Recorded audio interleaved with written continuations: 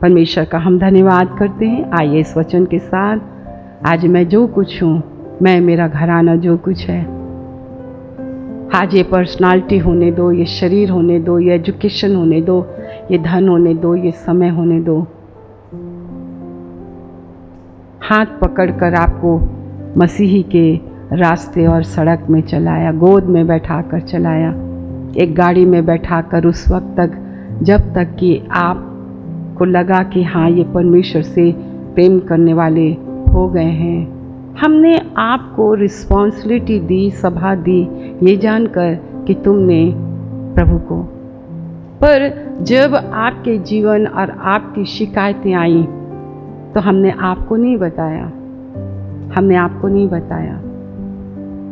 हमारे कारण, देखिए एक वचन पहले आप पढ़ लेंगे, शायद इब्रानियों की पुस्तक में आपको पढ़ने जा रही हूँ। और इसे बाइबल दो प्रकार से बातचीत करती है, तीन प्रकार से। एक तो हिस्ट्री जो आज हमारा यरूशलेम में, ठीक है, वो है, आपको पता है। इधर मेरी ओर देखो, इस्राएल जब सब तरफ से घिर जाएगा, सारे लोग उसके गल्फ कंट्री, सारे जितने भी हैं छोटे बड़े, सब उसको घेर लेगा, उसको पस्त कर देगा। और ये टीवी में आप देखेंगे, हनोक और मूसा को आप देखेंगे, हर मगिदोन की लड़ाई को आप, ये मोबाइल आज गांव कैसे पहुंचा, इससे पहले शैतान पहुंच गया, एलियान उत्पन्न कर दिया, और वो क्या क्या तुम लोग बोलते हो ना, वो सब हो रहा है।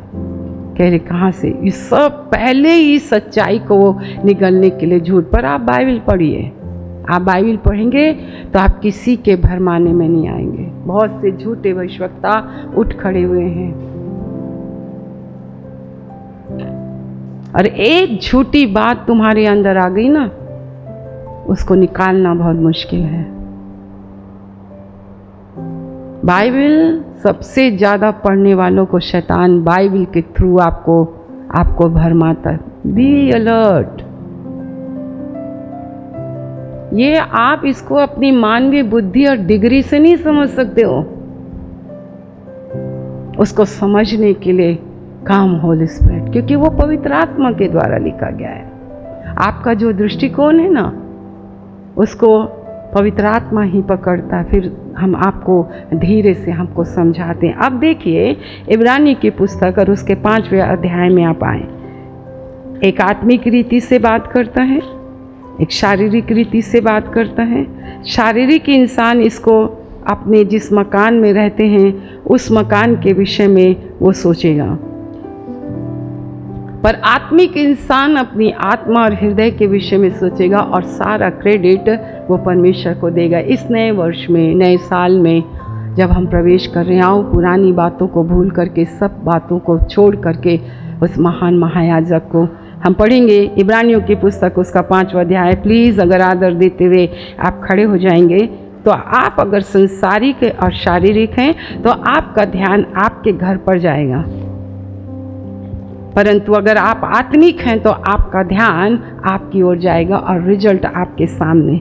क्योंकि हर एक महायाजक मनुष्यों में से लिया जाता है, और मनुष्यों ही के लिए उन बातों के विषय में जो परमेश्वर से संबंध रखती है ठहराया जाता है कि भेंट और पाप बलि चढ़ाया करे। समझ रहे हो? आपके लिए मध्यस्थी की प्रार्थना।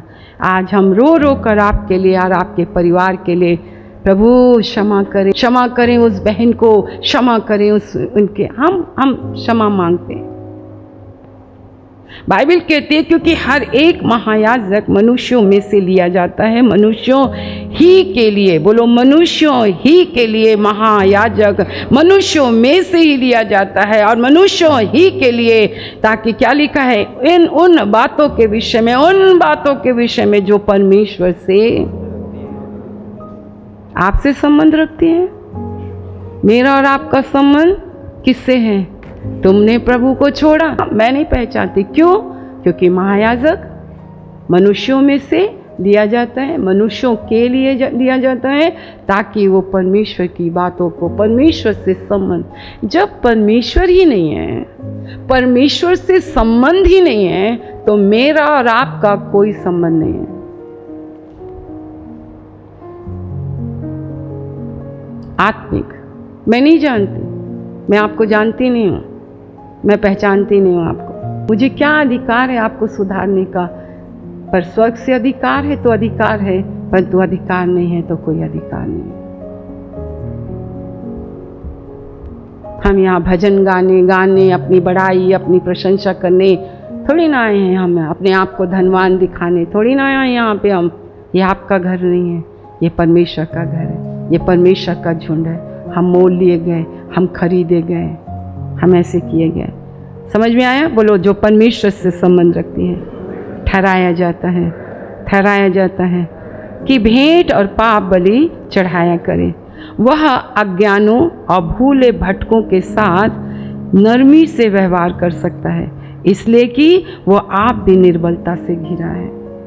आज लोगों ने, आप बैठ जाएंगे प्लीज़, कोई बात नहीं है। आपका दशवांश वहीं ग्रहण योग्य होता है जिस स्थान को मैं चुन लूँ। मूसा को मैंने चुना, सारा दशवांश और उठाई जानी और चढ़ाई जाने की भेंट वहीं आनी चाहिए। मूसा, तू कभी किसी से ज़बरदस्ती नहीं करना।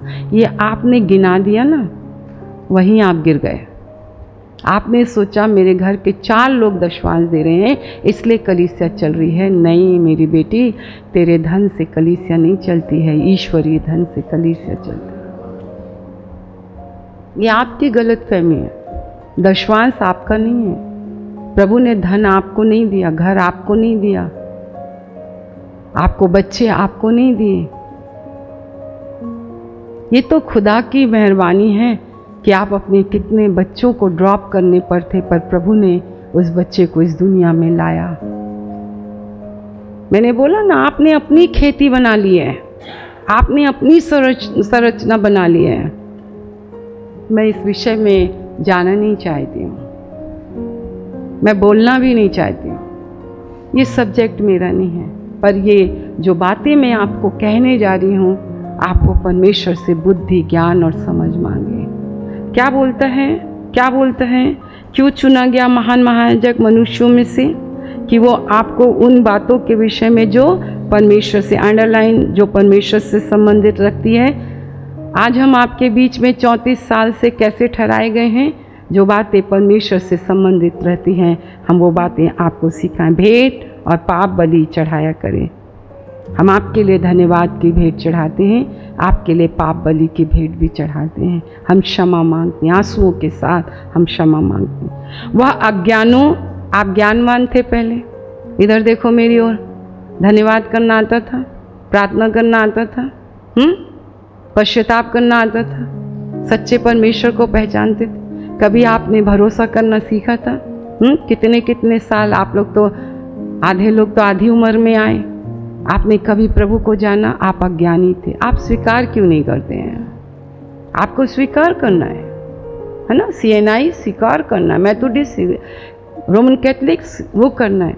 बाइबल कहती है कि वह अज्ञानी और भूले भटकों के साथ नरमी से, मैं नरमी से आपके साथ पेश आई। आज भी मैं नरमी से रखती हूँ। कभी आपने देखा?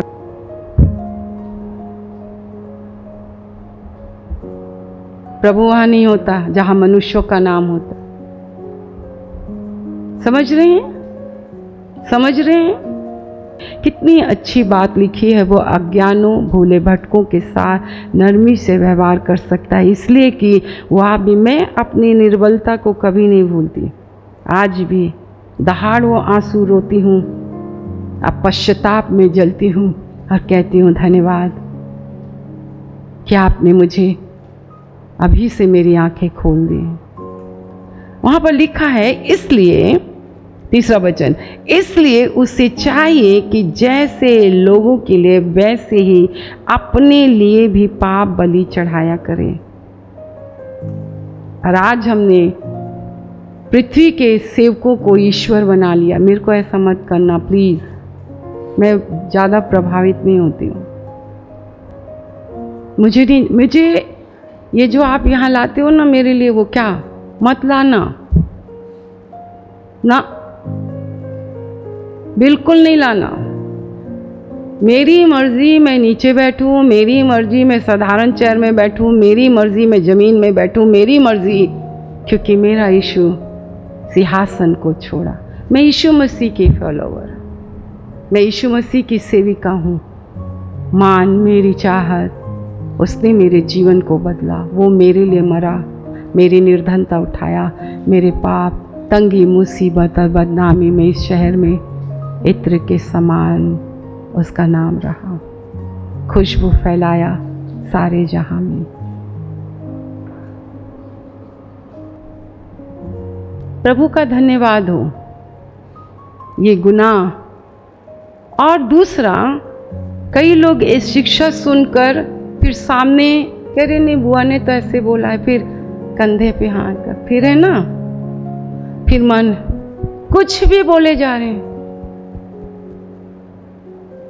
ऐसा नहीं है। अपने सिखाने वाले को, अपने पड़ोसी को बोलो, तुम सीख गए तो तुम क्या मेरे को तुच्छ जान रहे हो? ये बात मत भूलना, तुम अज्ञानी थे। आज आपकी प्रार्थना शब्दों की प्रार्थना है। शब्दों की प्रार्थना मायने नहीं रखती है। और बाइबल में लिखा है, और आत्मा में प्रार्थना, आत्मा तुम्हारी दुर्बलता में सहायक है। अच्छी, और वो तो बहुत अच्छी प्रार्थना करती, सच्ची। यहाँ अच्छी और सच्ची नहीं है। इंसाफ का तराजू आपके हाथ में नहीं है। धर्मी जन की प्रार्थना और विश्वास की प्रार्थना ये है। वहाँ पे अच्छी और सच्ची नहीं लिखी है। हम खुद पश्चाताप में जलते हैं। वो वृक्ष तुमने नहीं तैयार किया, तुम्हारे माँ बाप ने नहीं तैयार किया, तुमने वो टीचिंग दी, इसलिए वो मुंह उठा के चले गए। आप ऐसे, आप क्या सोचते हो? जब वो खड़े होंगे तो उसका रिवॉर्ड किसको मिलेगा? किसको मिलेगा?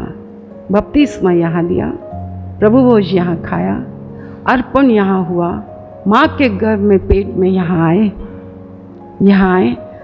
घर के अंदर इतना भयंकर बातें हैं, परंतु वो छूटता नहीं है। हमने अपने माँ बाप को छोड़ा, पर अपने पास्टर के साथ एक ऐसा संबंध बनाया कि आज उसके हाथ का वृक्ष, आज वो परमेश्वर के पिता के दाहिने बैठे हैं, पर उसकी बेटी आप नहीं समझते, क्योंकि आपके पास ऐसी समझ ही नहीं है। ऐसे थोड़ी ना है कि हम यहाँ खड़े हैं तो बहुत ही पवित्र हैं, हम बहुत सिद्ध हैं, या हमारे अंदर कोई गलती नहीं है। ओ बाप रे, आप हमको इधर आओ, हम तुमको तेल लगा के अभिषेक करेंगे, इधर आओ। ना ना ना ना ना ना, हमारे लिए दर्शन देखो, हमारे लिए भविष्यवाणी करो, हमने ऐसा देखा। ये जितने स्वप्नदर्शी ना, उनकी बात मत सुनना। ज्यादा इन चीजों पर ना ध्यान नहीं रखना।